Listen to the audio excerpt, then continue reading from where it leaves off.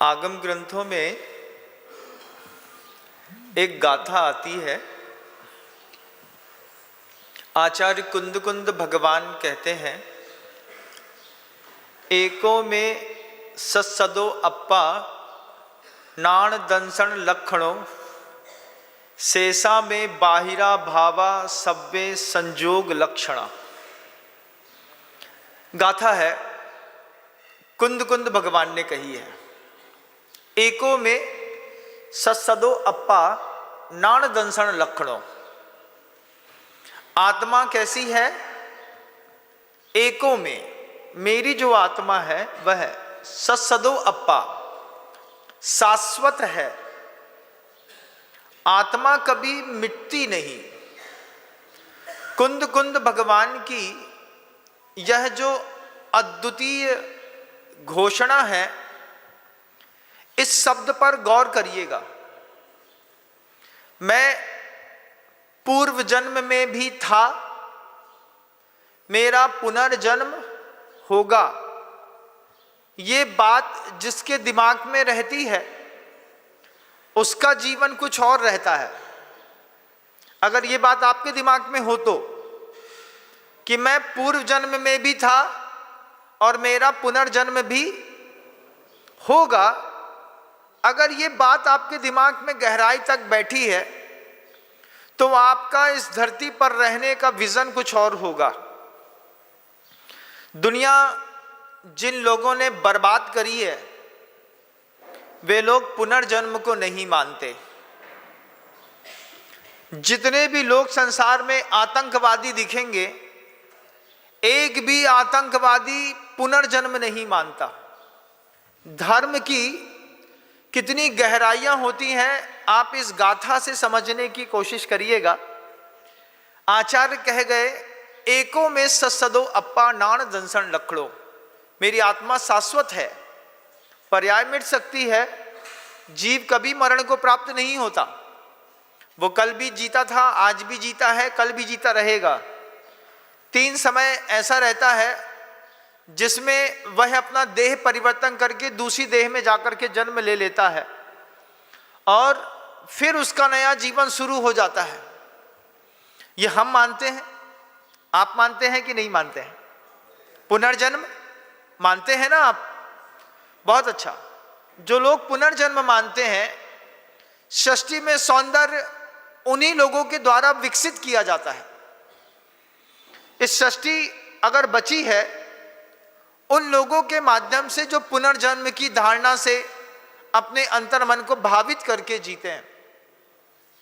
दुनिया के जितने भी आतंकवादी हैं, दुनिया में जितने भी अत्याचार करने वाले लोग हैं, दुनिया में जितने भी हिंसा करने वाले लोग हैं, हिंसात्मक वस्तुओं का भक्षण करने वाले लोग हैं, ये लोग पुनर्जन्म नहीं मानते। इन लोगों की धारणा कुछ और होती है। ऐसे कई धर्म मिल जाएंगे जो कहते हैं जो जीना है बस इसी जीवन में जी लो। उनका सूत्र है ईट ड्रिंक एंड मैरी। खाओ पियो और खुश रहो, मौज उड़ाओ। क्यों? क्योंकि उनकी धारणा में पुनर्जन्म नहीं है। हमारी धारणा उनके जैसी नहीं है। हम पुनर्जन्म मानते हैं। हमने आगम ग्रंथों में ये बात बड़ी गहराई के साथ समझी है कि पिछले भाव में हो सकता है हम त्रियंश रहे हो, एकेंद्री रहे हो, मनुष्य रहे हो, देव रहे हो, नारकी रहे हो, लेकिन इस भाव में हमको सुधरने का कोई मौका मिला है। परिष्करण करेंगे तब आपकी दृष्टि कुछ और होगी। कैसी होगी महाराज? गुरुदेव कहते हैं कि जैसे कीचड़ से कमल निकलता है, लेकिन कीचड़ का कोई भी असर कमल के जीवन में नहीं रहता। कीचड़ से पैदा हुआ, उसका नाम है पंकज। जा शब्द जो है वो उत्पत्ति अर्थे होता है। पंख का मतलब कीचड़ होता है। जो कीचड़ से उत्पन्न हुआ है, लेकिन कीचड़ की कोई भी छाप कमल के ऊपर नहीं है। आप जिस संसार से पैदा हुए हैं उस संसार की कितनी छाप आपके अंदर है, एक बार गौर करिएगा। गुरुवर हमेशा इस बात को कहते रहे, हमेशा इस बात को सुनता रहा, एको में सत्सदो अप्पा नान दंसन लखणो। यह आत्मा कैसी शाश्वत है, कल भी थी, आज भी है, कल भी रहेगी। अगर ये बात किसी के दिमाग में जम गई, फिर उन्होंने गोमटेश्वर बाहुबली भगवान की मूर्ति बनाने का प्रयास किया होगा। जिसने वो मूर्ति बनाई होगी वो गृहस्थ चामुंडराय। उसने सोचा नहीं था कि हमारी इस मूर्ति को बनवाने के बाद ये मूर्ति 1000 साल बीतने के बाद भी यहां पर खड़ी रहेगी। चामुंडराय ने सोचा था क्या? नहीं सोचा था।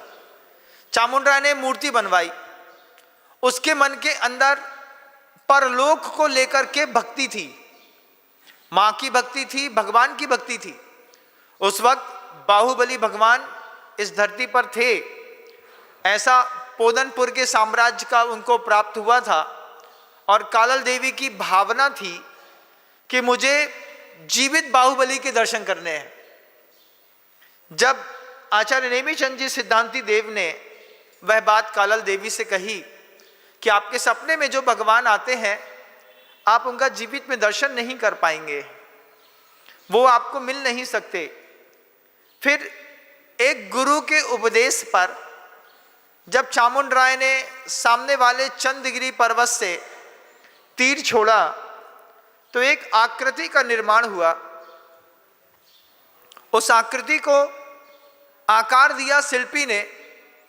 चामुंडराय की सौगंध थी, इस पाषाण खंड से जितना व्यर्थ का पत्थर टूटेगा उतने वजन का हम शिल्पी को सोना देंगे।